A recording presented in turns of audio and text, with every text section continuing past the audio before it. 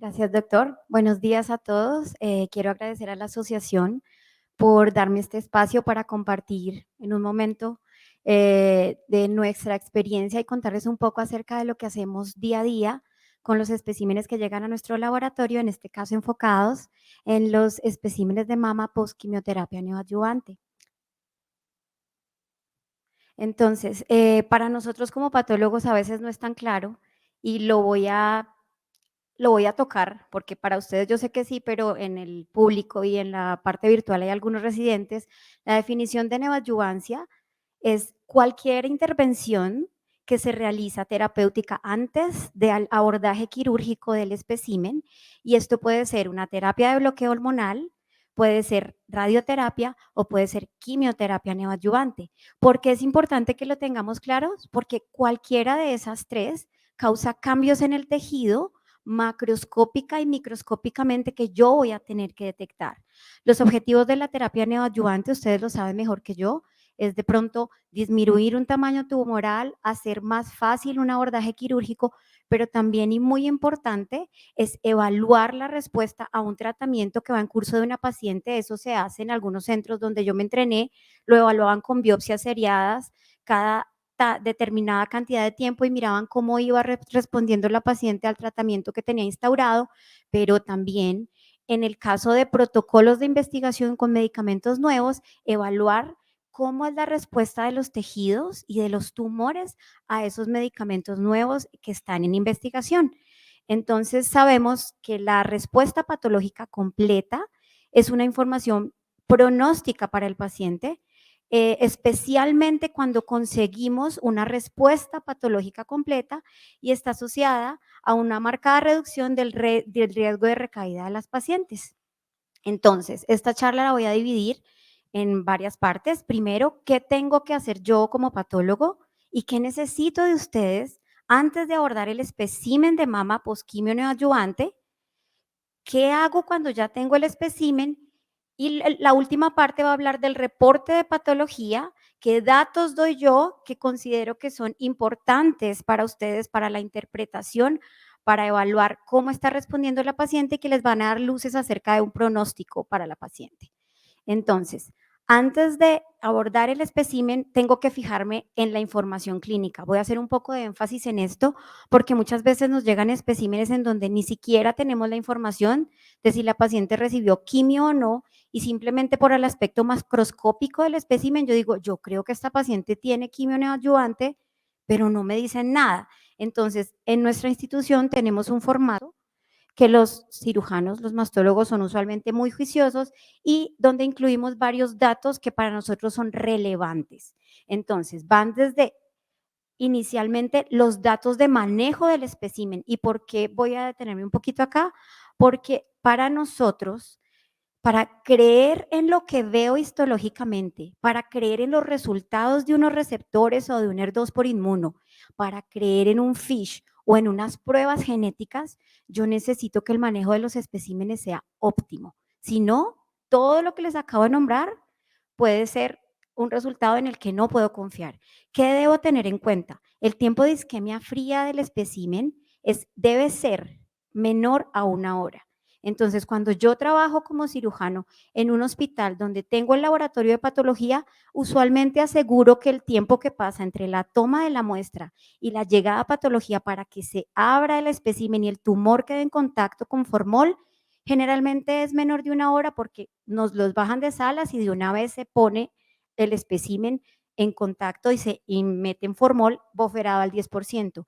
Pero hay regiones del país en donde el formol ni siquiera está boferado y hay regiones también o hay instituciones en donde no se cuenta con un laboratorio de patología intrainstitucional y toca que operen en una cierta clínica y luego lo manden a un laboratorio que queda afuera y el tiempo de isquemia se me puede alargar. Esto afecta el resultado de receptores hormonales y de ER2, que puede ser una afectación importante.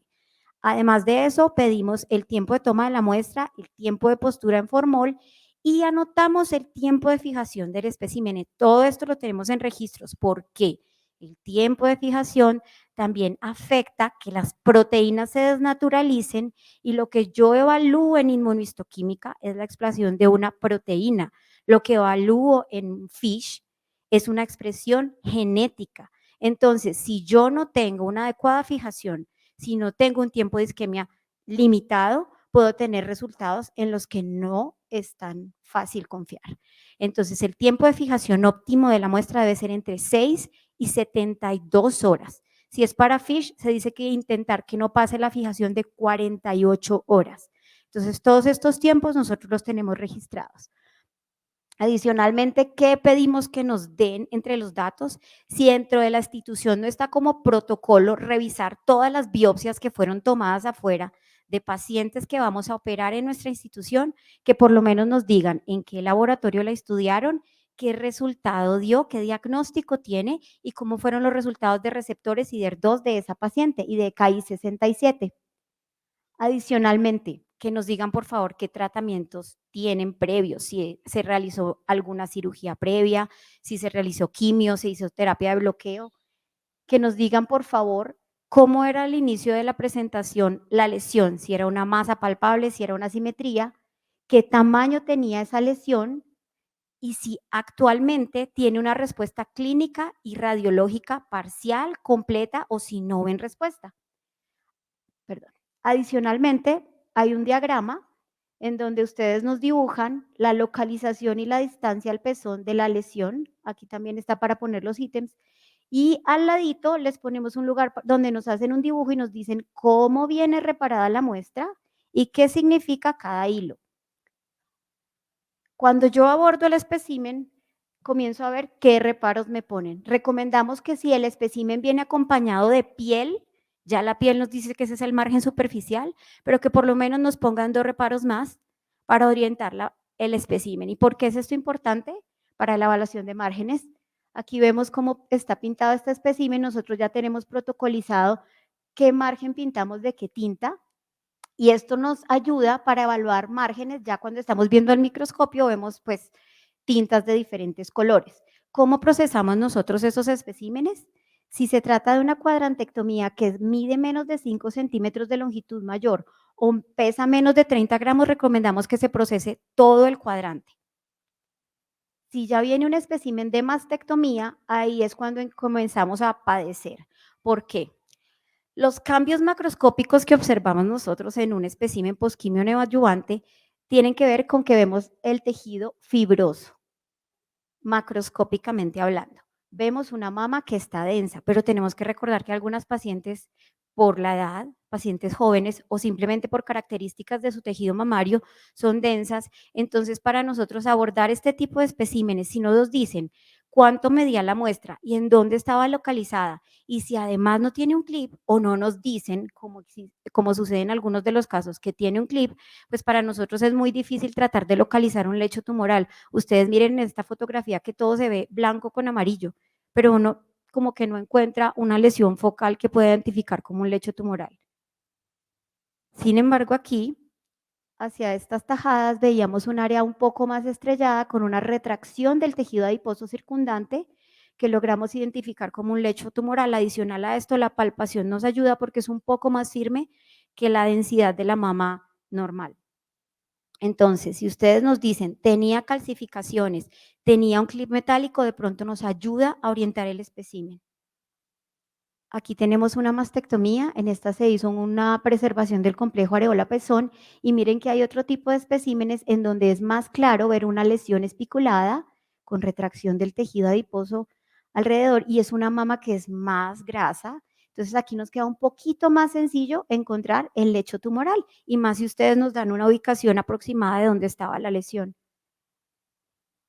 En otros casos, encontramos toda la mama fibrosa, como es este caso. Aquí nos ayuda un poco a localizarnos que encontramos estas áreas de punteado amarillento de una sustancia que es blanda, que son áreas de necrosis y muchas veces también encontramos y palpamos las calcificaciones y aquí vemos una pequeña lesión estrellada que tiene un color que varía un poco hacia rosado y que identificamos como un lecho tumoral. Yo le digo a mis residentes que si ellos se pierden en la macro, probablemente van a estar muy perdidos en la micro, porque los cambios que se ven en las mamas posquimio neoadyuvantes pueden parecerse a cambios que podemos tener asociados a otro tipo de procesos. Entonces, aquí tenemos Cuando no tenemos un lecho tumoral evidente, ¿qué nos toca hacer? Hacer un mapeo del espécimen. La recomendación es que cojamos las tajadas y que realicemos un muestreo. A cada uno de estos cortes yo le coloco un número y yo puedo hacer o un dibujo o tomar fotografías y hacer como un mapa de mi espécimen para saber específicamente dónde está localizado las alteraciones que voy encontrando. Cuando ya definitivamente no encontramos lecho tumoral o tumor residual, lo que hacemos nosotros es pedirle el favor a nuestros compañeros de radiología que evalúen el espécimen, pero ya lo llevamos desbaratado, entonces eso es una catástrofe, para que nos ayuden a evaluar si ellos ven alguna zona sospechosa o si encuentran algún clip en el caso de que no nos digan si tiene clip o no, pero tratamos siempre de durante la macro tener localizado nuestro lecho para saber qué procesar e ir enfocados a lo que tenemos que evaluar y no tener que entrar a revisar por segunda vez un espécimen. En cuanto a los ganglios linfáticos, el procesamiento es similar a un ganglio linfático normal. Hacemos cortes cada 2 milímetros del ganglio para tratar de que no se nos pasen macrometástasis, que son las que son más relevantes clínicamente. Si tienen clip, pues describir que está el clip, y si tiene clip, por favor, anótenos en la orden que tiene un clip. Si tenemos metástasis visible macroscópicamente, podemos procesar solamente un corte de este ganglio, pero si no, nos toca procesar todo el ganglio. Así localizamos, en el caso de quimio neoadyuvante, metástasis que pueden verse como células tumorales aisladas o micrometástasis, y de paso nos aseguramos de identificar o no respuesta a la quimioterapia en los ganglios. ¿Qué cambios encuentro yo asociados a la quimio neoadyuvante? En la mama puedo encontrar fibrosis, edema, cambios fibroadenomatoides, infiltrado inflamatorio, que es de predominio crónico con presencia de linfocitos, plasmocitos y macrófagos que pueden estar cargados de hemosiderina, así como hemosiderina suelta en el tejido, neoformación de vasos. En el tejido normal no tumoral puedo encontrar atrofia de los ductos, y encuentro presencia de células atípicas, esto principalmente asociado a la radioterapia, en donde veo núcleos de gran tamaño y citoplasmas de gran tamaño, que puede ser un citoplasma espumoso o rosado. Usualmente encuentro disminución de la celularidad y del tamaño de la lesión, o puedo encontrar disminución de la proliferación, que lo hago contando mitosis y en el KI67 cuando realizo la inmuno. Puedo encontrar cambio de grado histológico, pero aún no hay como un consenso en si esto tenga factor pronóstico, porque sabemos que posquimio las lesiones disminuyen su índice de proliferación, pero aumentan el grado nuclear, entonces puede que tengamos un cambio en el grado inicial del tejido. Y en los ganglios linfáticos puede haber disminución del tamaño, disminución hasta desaparecer de los linfocitos, con aumento de los histiocitos en los sinusoides, y puedo encontrar como respuesta a la quimio la presencia de fibrosis marcada, presencia de lagos de mucina o agregados de histiocitos que los vemos como nubecitas dentro del ganglio. Este es un ejemplo de un ganglio. Aquí tenemos un poquito de tejido linfoide residual y aquí todavía tumor residual dentro del ganglio, pero miren que es un tamaño muy pequeño, compárenlo con los vasitos que tiene ahí al lado. En cuanto a los sistemas de evaluación y de reporte patológico, sabemos que hay muchas clasificaciones, el NSABP 18, el Miller-Payne, el Staloff, y los que más utilizamos, que son el Residual Cancer Burden, que es el de el MD Anderson, y la OJCC de la 8ª edición.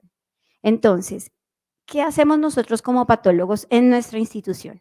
Les damos en nuestro reporte todos los ítems que ustedes necesitan para llenar el Residual Cancer Burden, si lo quieren hacer, si es el que prefieren ustedes. Para nosotros es el que más soporte estadístico tiene, y estudios que se han dado cuenta que lo que muestra el Residual Cancer Burden sí se correlaciona con el pronóstico de las pacientes. Entonces, les damos los parámetros para que puedan llenar la calculadora y sacar el índice. Entonces, los que más usamos y encontramos una diferencia es en cuanto al tamaño del foco de tumor en la AJCC y lo que consideran el tamaño en el Residual Cancer Burden del MD Anderson. En el Residual Cancer Burden les vamos a dar el tamaño del lecho tumoral en 2 dimensiones, cuál es la celularidad del tumor y el porcentaje de lesión que corresponde a carcinoma ductal in situ, y también incluye información acerca de los ganglios linfáticos que encontramos positivos. En cuanto a la celularidad, hay algunos tipos de tumores, como ya les voy a mostrar, que aunque no disminuyen el tamaño, sí disminuyen la celularidad, y está como en estudio tratar de llegar a un consenso en cuanto a, para algunos disminuir la celularidad es una respuesta al tratamiento, pero otros esperan que lo que sea es una disminución del tamaño. Sin embargo, hay estudios en curso en donde estaban mirando la correlación entre la respuesta al tratamiento con quimio neoadyuvante y los subtipos histológicos. Entonces ellos dividieron en dos las respuestas.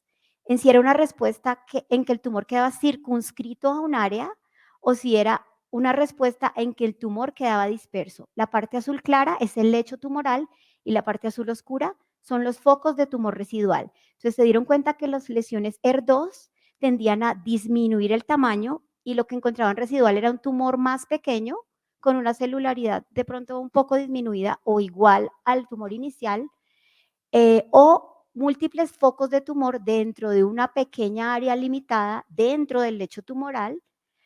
Los luminales tendían a responder dejando células tumorales dispersas dentro de un gran lecho o en diferentes focos, pero más como células aisladas.